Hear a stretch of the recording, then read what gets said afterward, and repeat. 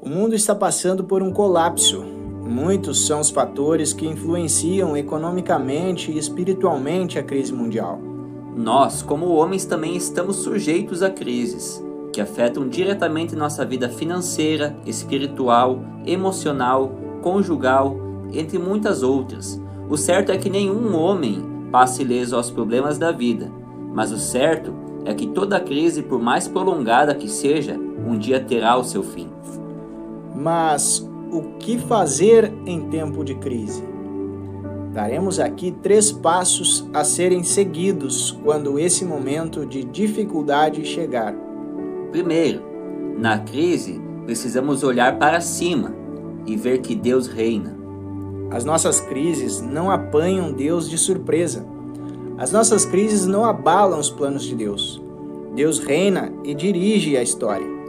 Quem dirige os destinos da humanidade não são os homens poderosos, mas sim o Todo-Poderoso. Não importam as circunstâncias, não importa a fúria do dragão, o ódio do anticristo, a sedução do falso profeta. Deus reina. Ele está no comando e vai colocar todos os seus inimigos debaixo de seus pés. Por isso, não se desespere. Nenhum fio de cabelo da sua cabeça pode cair sem que Ele o permita. Ele reina. Ao olhar para cima, precisamos saber que os seres mais exaltados adoram a Deus de maneira mais humilde. Os serafins cobrem o rosto e os pés num gesto de profunda reverência e voam para cumprir suas ordens. Das 6 asas, eles usam 4 para adorar e 2 para servir. Se os próprios serafins se prostram, nós poderemos nos manter orgulhosos diante da sua presença? Diante de crises, temos que entender que nós não damos as coordenadas. Nós não temos o poder para mudar Deus.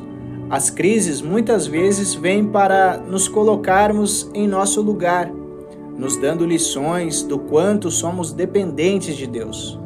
Deus não nos coloca em batalhas para morrermos. Seu propósito é nos fortalecer e a partir dali nos ensinar lições valiosas que farão com que triunfaremos em muitos momentos da vida. O Deus que servimos é aquele que luta as nossas batalhas, que guerreia as nossas guerras e que se manifesta e age poderosamente em favor do seu povo. Segundo, na crise, precisamos olhar para dentro e saber que precisamos da misericórdia de Deus. Precisamos ter uma visão pessoal da nossa real condição aos olhos de Deus. Russell Shedd diz que o maior pecado da igreja hoje é a dureza de coração. É a falta de quebrantamento, é a ausência de choro pelo pecado. Precisamos voltar a ter uma visão de profunda angústia pelo nosso pecado. Hoje em dia o pecado é banalizado e visto com normalidade aos olhos da sociedade.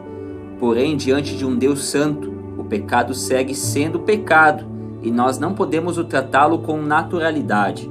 Precisamos sentir a dor, a angústia de ter pecado, a profunda tristeza pelos nossos erros. Só quem tem um verdadeiro encontro com Deus consegue enxergar a malignidade do seu pecado. Quanto mais perto de Deus, mais nota a sujeira do pecado. Essa percepção não pode ser perdida. Junto com a confissão, precisamos ter uma visão da graça perdoadora de Deus.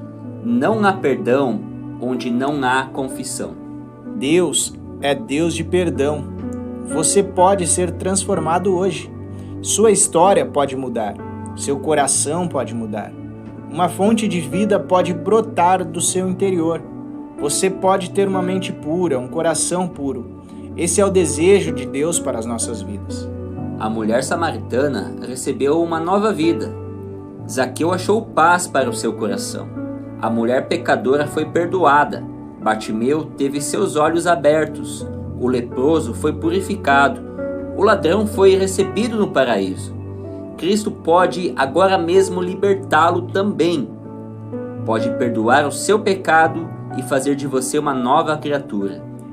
As crises normalmente têm a aparência ruim, o sabor desagradável, mas pode ser o método perfeito para transformar o seu eu em um novo ser.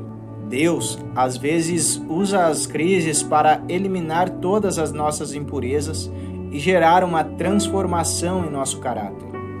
Terceiro, na crise, precisamos olhar para fora e ouvir o desafio de Deus. Às vezes, as crises surgem em nossas vidas porque Deus está nos chamando para mais próximo dele, porque precisamos dar bons frutos e desenvolver o nosso trabalho. Mas saiba que a vida com Deus é mais importante do que a vida para Deus. Vida vem antes do trabalho, consagração vem antes do ministério. Deus trabalha em nós antes de trabalhar através de nós. Adoração vem antes de missão. Santificação vem antes de serviço. O chamado é dirigido a todos aqueles que foram perdoados. O Deus que salva é o mesmo que chama para o serviço. Deus não nos salvou para o descanso, mas para o serviço. Somos todos membros do corpo. Somos todos ramos da videira. Somos todos ovelhas. Somos todos ministros da reconciliação. Não feche os ouvidos, não endureça o coração. O campo é o mundo. Não chegue diante de Deus de mãos vazias.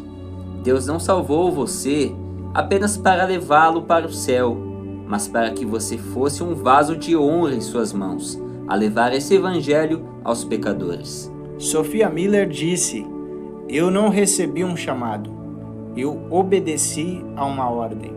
Hoje temos muitos desafios, na família, na escola, no trabalho. Deus está chamando você para ser uma bênção em sua nação. Deus está chamando você para produzir bons frutos. Momentos de crise não derrubam homens fortes, mas fazem os homens mais fortes. Deus precisa modelar seus vasos preciosos em fogo. O fogo não é atrativo, o fogo não é prazeroso, mas o fogo de Deus queima todas as nossas impurezas e vaidades, nos fazendo valorosos para a sua obra. Extraia lições das crises e use-as para seu crescimento e amadurecimento, sabendo que por trás disso tudo existe um grande propósito de Deus para a sua vida.